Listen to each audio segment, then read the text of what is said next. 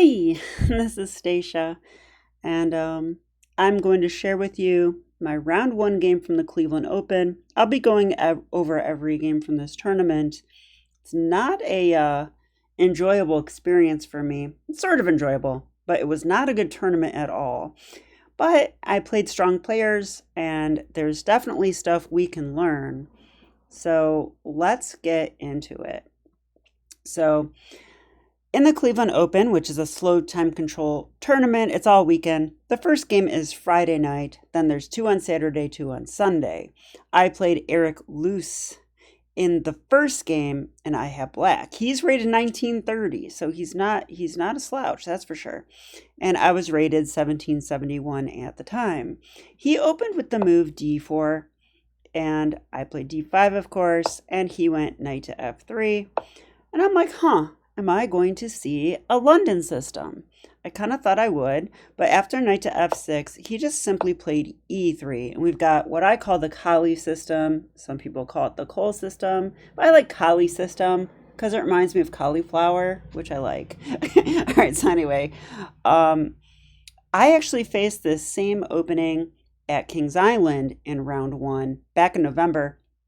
And I'm pretty sure in that game, I went with the move bishop f5, and I think in that game he went here, and well, actually I don't quite recall, so it's probably in this very study. Why don't we go ahead and look at it? Ohio Congress, yeah. Kings Island Open was after that. Okay, yeah, this was Glenn Westcott. Let's see this one. Yeah, he played c3 instead of e3, so he could still go into a London system here. So I played c5, okay. He went e3, and then I chose e6. Okay. Yeah, now I'm surprised I played e6 because I am not someone that likes to block in my light square bishop. I'm not a French defense player, sorry. Not a big fan of e6. I usually like to get the bishop out. I don't care if it's g4 or f5. I just want the bishop not blocked in. And then I'm a little better than most maybe at protecting this light square diagonal, which could become weak. But so in this game, I didn't go for bishop f5. And it said I didn't like the pressure on my knight on c6. So I thought something like this, check, and I would just have to retreat the bishop. Although that should be fine. And let's see what the computer says. Yeah, it's just a normal edge for white. So that should be totally fine. However, I didn't play that way this game. See, I actually do learn because I improved my opening since November. Although he played e3 right away, so that also helps. So I went c5, and after c3, I did not play e6 this time. I went ahead and played knight c6. Now, it turns out this is a little bit dubious, although even my coach, Calvin Blocker, he just said it was unclear. And I have to agree. I was actually calculating stuff like, what if he takes? And it wasn't clear to me either. I was planning e5, but I mean, what if he just goes b4 here? Oh, I remember. I wasn't planning e5 right away. I was going to go a5 first, with the idea of e5, but I think this doesn't work. I'm going to ask the computer what it wants. The computer says bishop b5, yeah. So already that's pinning my knight and stopping my e5 idea. And now that the pawn's committed to a5, I can't play a6, I wish I could, to kick that bishop out. And then maybe they'll still go b4, I don't know. So computer actually says, like in this position, I should play g6, which I would not have played. I would have played here probably.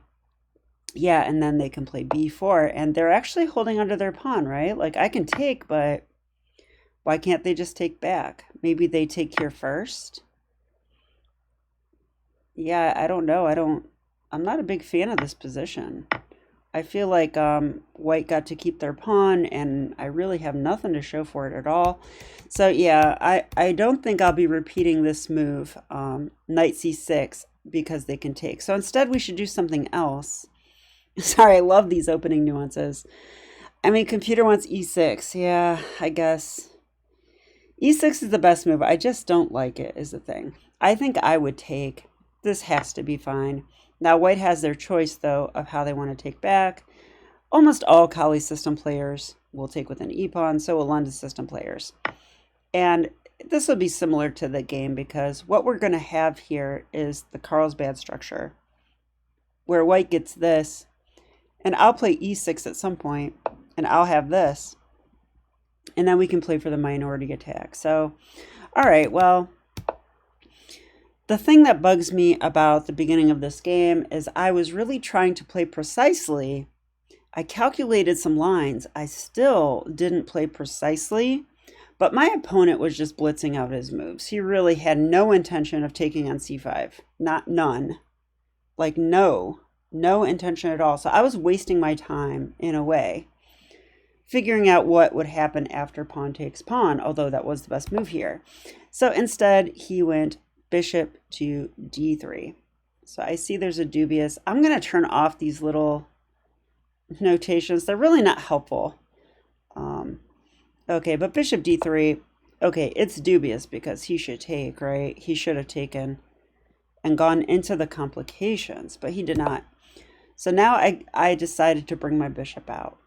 Again, probably e6 is a good move.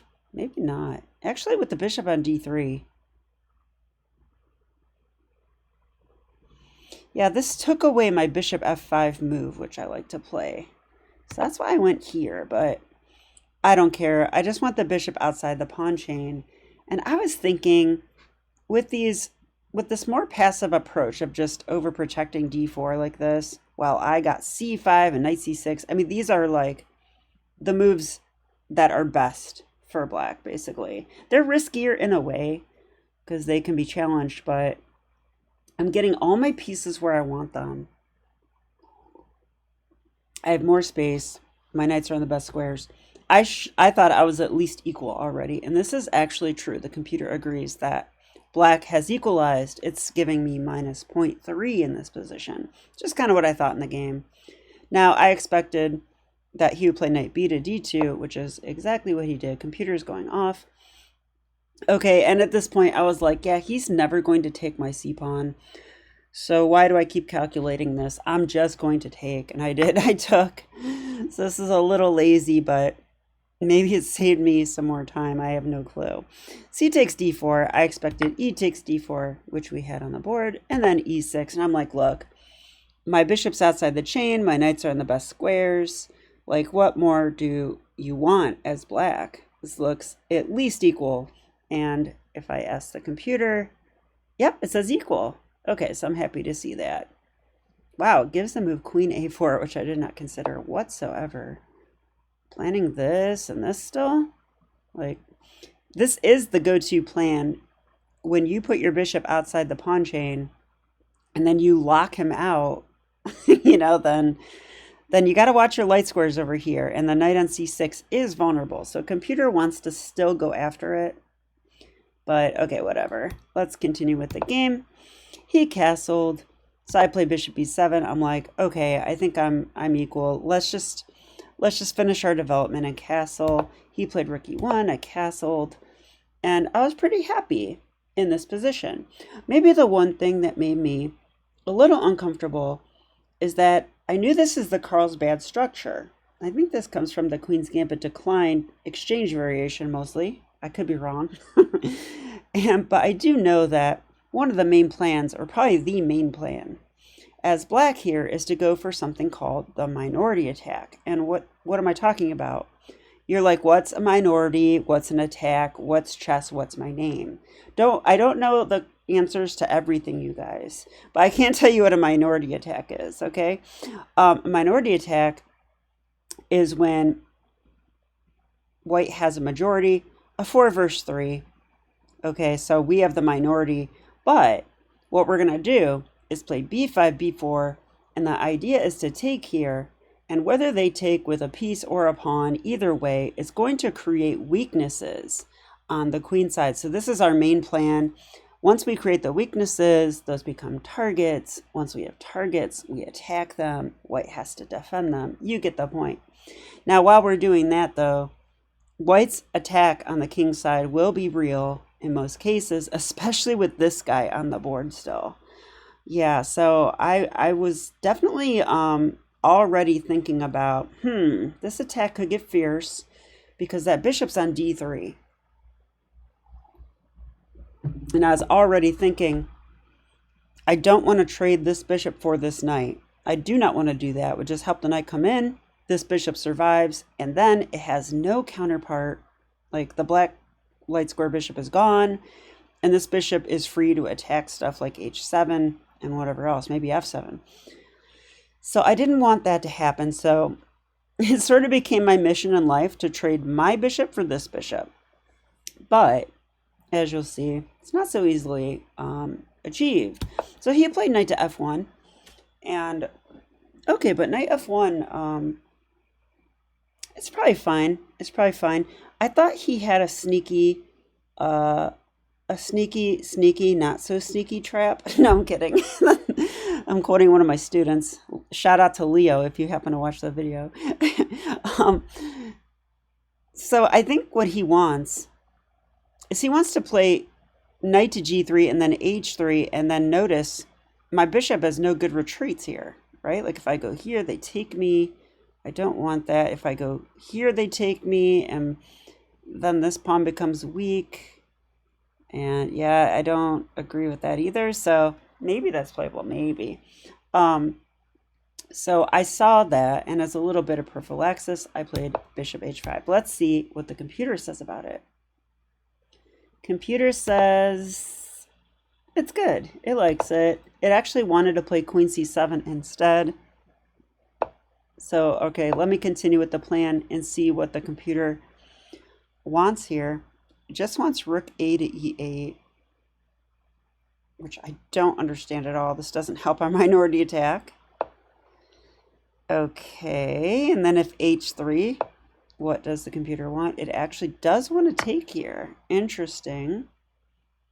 Helping the queen come in. Yeah, and this is where I hate Stockfish sometimes. And then it wants e5. Wow. e5.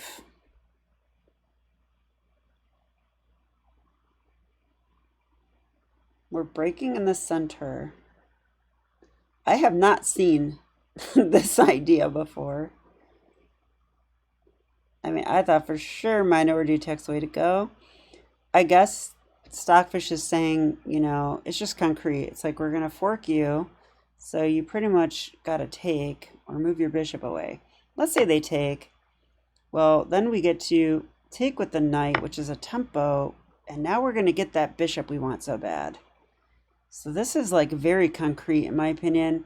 We're also accepting an isolated queen pawn, and I'm not totally sure why. Like, so this is a tough one for me. So Kevin Blocker or any strong players, if you can explain this one for us, please do. I'm thinking this is just some sort of like concrete line, and I don't like the rook here either. It feels a little bit congested. So I'm confused, but that story checks out, right? I'm always confused when I play chess. Okay, just kidding. I played rook e8. Huh. So I actually played the computer's idea. No, I did not. I played bishop h5, prophylaxis against knight g3, and after knight g3 I went bishop g6. Now I'm going to get my wish. I want to trade those bishops. He takes and I take. Now, some of you are screaming at me right now. You're like, oh no, Stacia, you took double pawns. Oh no, you're going to lose. No, I'm not going to lose. This structure I used to have as a Scandinavian player all the time. It's totally fine as long as white can't make use of the h-file.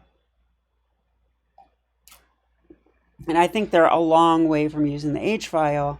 They would need to play g3. Good luck with that. There's a knight there. And then king g2, and then rook here, and then, yeah. So, okay, you get the point. Bishop g5 was played, though. A good move, I think. kind of annoying in its own way because I don't have an h-pawn to kick the bishop, so he's staying there. And I went rook b8, and I'm like, okay, time to start the minority attack. But I have to admit, I think especially in classical chess, I start to see all kinds of ghosts. And I think I was comfortable until this next move. He played h4. And I like this move a lot. I didn't even consider it, which is a little crazy on my part, right? Like, white needs to attack on the king side. I didn't see any immediate ways for him to make progress. H4 does it, though, right? Like, H4 does it. He's going to play H5. Is supported by the knight. And, yeah, and if this and this and this, then this knight can move with discoveries on my knight. I have to be careful, right? It's not winning or anything, but I think it was the correct move. Let's see what the engine says. Yeah, it gives h4, and it also gives bishop f4, which is a tempo on the rook, I guess. Like, okay, and I'll go here. The engine actually wants to take. Okay, thank you. I do want to trade pieces, actually. And then it goes h4 and says this is just as good. I have a hard time believing that. So, again, someone's going to have to help me out. Stockfish is getting too advanced. I just don't understand it anymore. But anyway, h4, and I played knight to e8. Now, I have analyzed this game with the engine and with my coach, Calvin Blocker. And knight e8 is not correct here.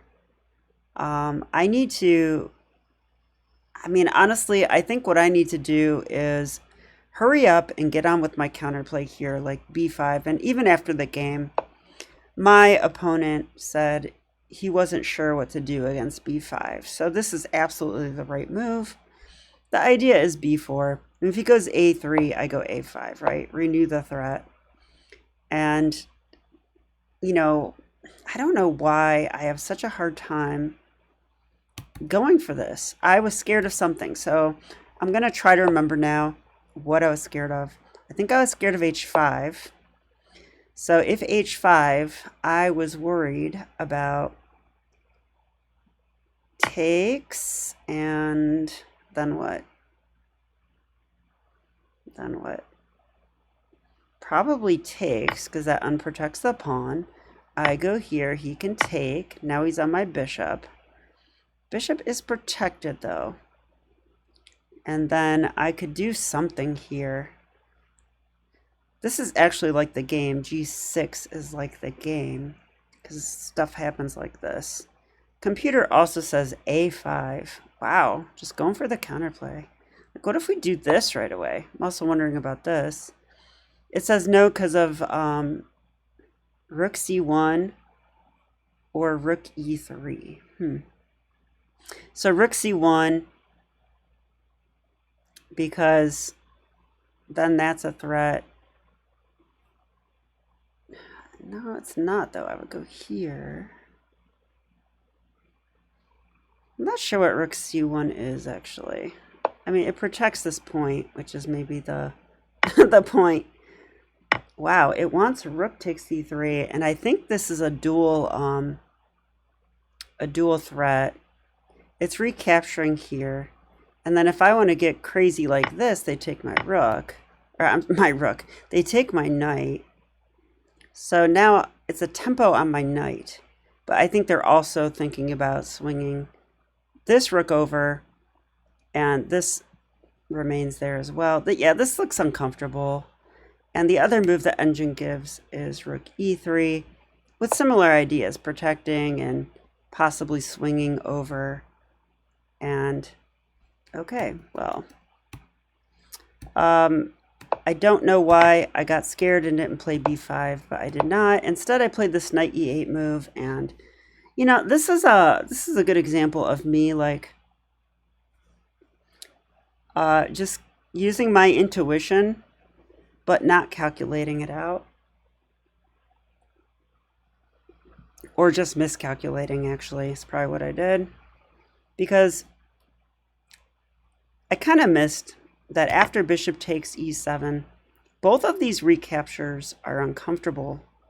I mean, I can take with the queen, but then I'm in line with the rook. But if I take with the knight, this is also a little uncomfortable because this knight was protecting the e5 square. So a knight could jump into e5 now. And I don't really want that to happen. Once I do that, there'll be threats on g6. You know, imagine a knight on e5. Imagine he takes there, takes, and then things start crashing in. Maybe a queen, maybe a rook. So, but maybe that's an example of me seeing ghosts.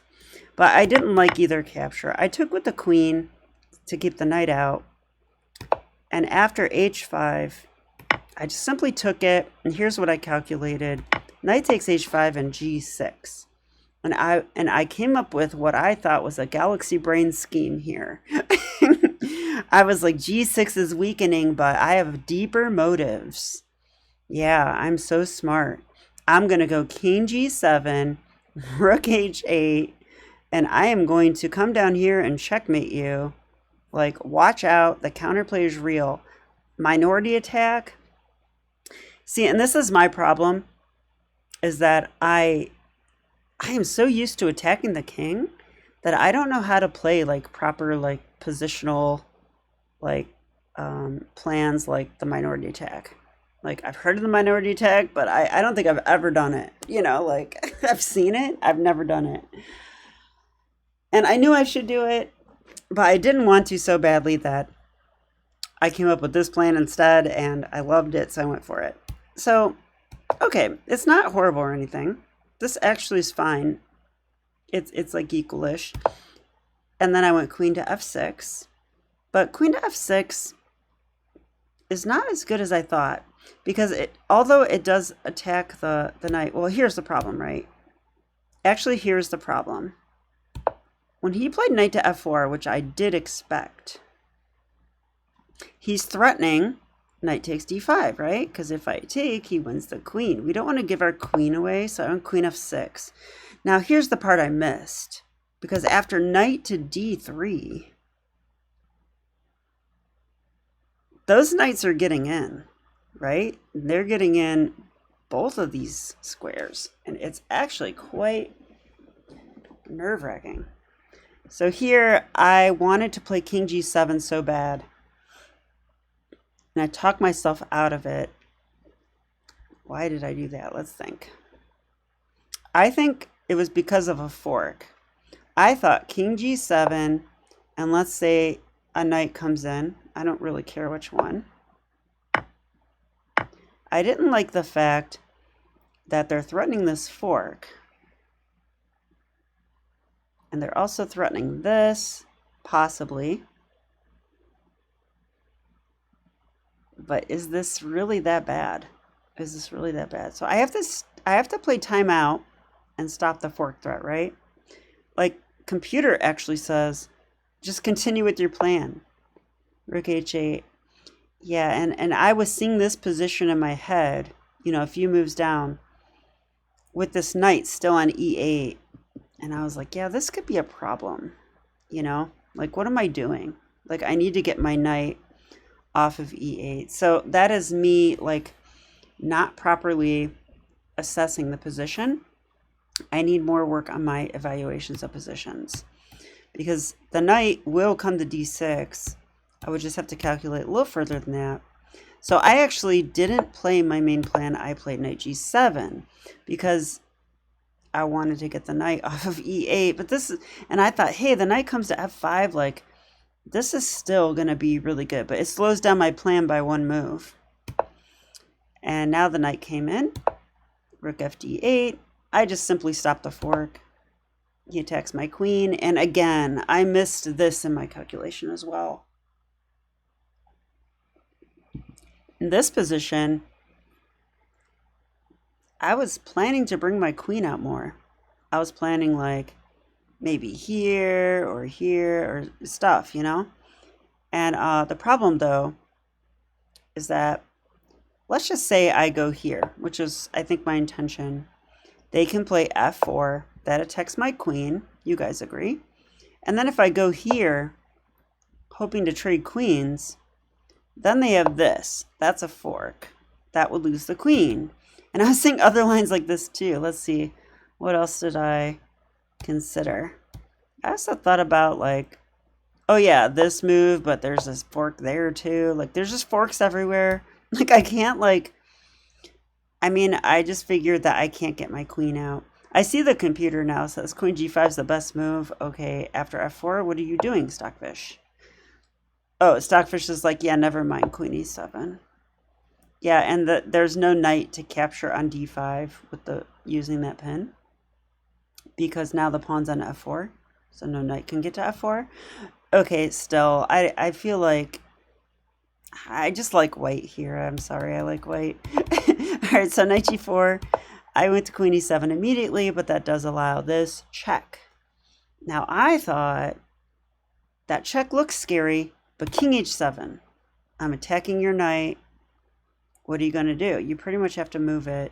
They went queen d2 and protected it. But now, this was my idea. g5. And I thought, hey, I'm so smart. Interference. I'm going to get that knight. But no, they just simply retreat it. Okay, I saw that, but still. All right, so knight f5. And I was feeling kind of good in this position, but it's not as good as I thought because here, knight e3. And, okay, they're going to take my knight on f5. And by the way, I can't take back because I lose my queen. So I didn't see this either. So I was missing a lot of little things this game. And I think it just kind of added up. And I spent way too much time calculating in the opening when really I should save my calculation time for stuff like this, right? Like move 25. I took the knight. This is actually a mistake. But what else? I don't know what else. I mean, computer wants knight h6. That's a hard move for me to play. You know, it just feels completely wrong. But maybe that's better than taking. When you take, there's rook e3. Now the rook is ready to come check me. It's ready to come to the g file. This is the attack white wanted. And now my counterplay is not so clear, right? Like, I'm still dreaming of king g7, rook h8, and all that stuff, but it's starting to look just too slow. So I went king g7, but I did this, and it seems like there's an obvious threat, which I thought I had an answer to. But unfortunately for me, it doesn't work. So let's look at it. I thought if king g7 and rook g3, the obvious move, right? Attacking that a second time. I thought here I could play f6.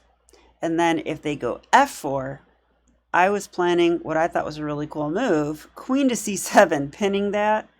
But, you know, that's all that move does. I'm not sure what else that move actually does. I was dreaming of rook h8 and queen h2 and all that.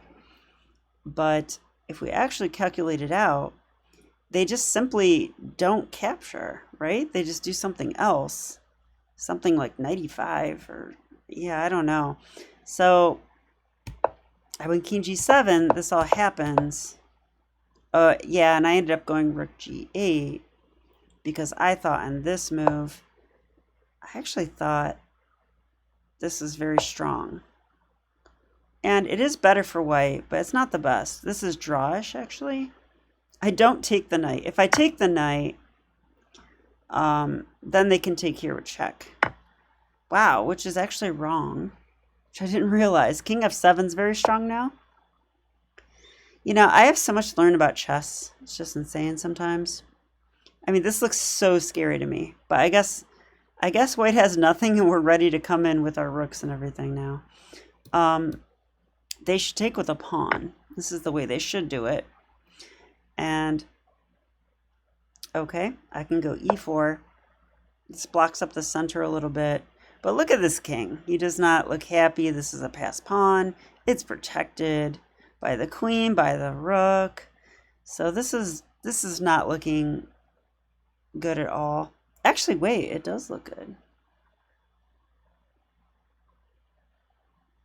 I don't know. I'm seeing knight f5. Wait, I actually like this a lot. Let me see what the engine says. It says black's winning. Okay, what did I miss here? Oh, they have to play f takes e5 like this. Oh, look at that. That just shuts out my knight completely. It's actually a positional move, which removes the defender, which makes it an attacking move as well. And my queen shut out too. And now, wow, that's rough. This is hit. I would go, it's hit twice.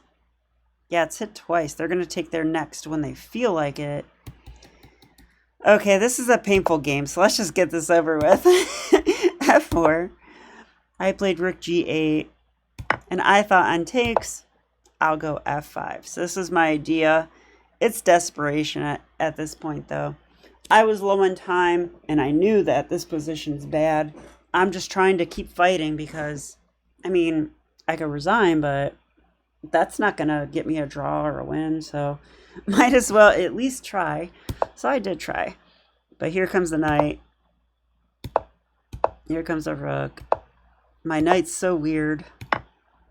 Oh, yeah, they got this. Yeah, and I was calculating stuff here, but it doesn't work at all. Because takes, takes, and takes. And I can take a free rook, but I think my opponent saw this.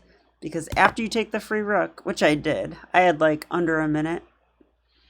He has mate in two. Check here and checkmate. And that is how I got checkmated in round 1 from a Colle System. Not my favorite. So where did I go wrong this game? Let's think about this. Right, I like to look at the game as a whole afterwards. I would say that the way I played the opening was fine. I equalized in the opening. Yeah, and really I think my problem started when I didn't go for the minority attack right away. I played rook b8, but that was like the extent of my counterplay, right? I switched to that other plan. And I feel like that is a weakness of mine, is that I find it hard to stick to certain plans.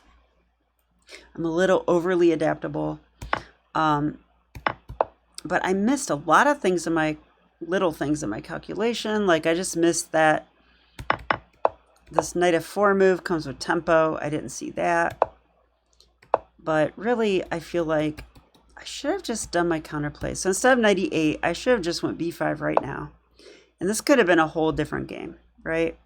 And I would have learned something about the minority attack as well, because I would have had plenty of time to think about what I'm doing.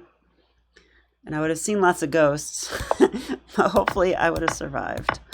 So in the actual game, oops, this isn't the actual game. After knight e8, I like my g6 idea, and this is fine. But I think where I really go wrong is knight g7. Yeah, knight g7 is wrong.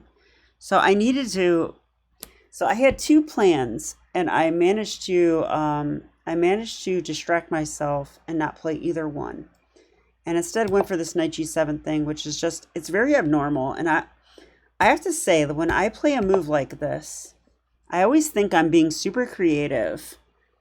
And like, oh, I'm so creative and I see this and this is great. Yeah, I realize now that anytime I think I'm being creative, it probably means I'm playing a mistake. Like, you don't have to be overly creative in chess. Everything's been tried, you know, like our coaches know the best moves. They don't need to be creative to find them. So I think knight g7 is just wrong. I should have went king g7, and just gone for this plan. This knight will make it to d6, you know, and possibly e5 or f5. So, I mean, I think this is just the way to go. And leaving the knight here to take something on e5 is good. I let this fork scare me. And so maybe this is like, this is seriously one of my biggest problems, right? Because I thought take, and I just like was so scared of this fork. Okay, but why? Why am I so scared of this fork? Like, computer wants rook h8, allowing the fork. Why? Probably because we made them or something.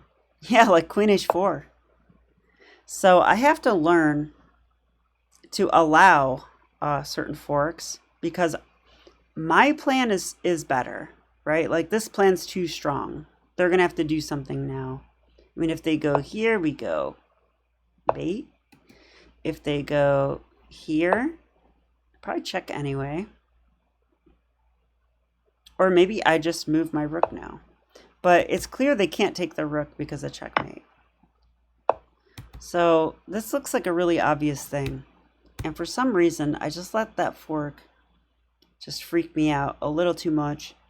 So I think that's really the story. I saw too many ghosts this game. So in the game, I went with knight g7 instead. And this is the beginning of the end. And the real nail in my coffin, though, was when my time got low. Yeah, I also was really hoping to play queen g5 here, followed by knight f5, king g7, rook h8. I was dreaming of checkmating this whole time. But unfortunately for me, I can't do this because of the fork. So yeah, the white knights are just so active and strong. So I brought my rook to d8. Yeah, and I even found this move, but it's getting very tough. Yeah, and actually this move is not good either. It doesn't win the knight. So what it does is weaken my king side even more. But I was going to play king g6, which is ridiculous. Why would I ever play that? Yeah, so this just doesn't work. I weakened my kingside pawns in the spirit of creativity. But I think what I learned is that I don't need to be too creative. I need to stay focused on what I've learned in the past and use my intuition to tell me like what the real best moves are. I think that I should use my creativity to calculate and find the best moves that are like normal best moves. Like, I don't have to be super creative. Because when I do against these stronger players, they usually show me why my idea is wrong. And that's what happened here, because rook g8 I thought was semi-brilliant, but this is just completely lost and I had barely any time. And I got checkmated. So that breaks my rule, never get checkmated, but it's going to happen once in a while. Hope you enjoyed the game. I'll definitely be back with round 2. So I'll see you then. Bye.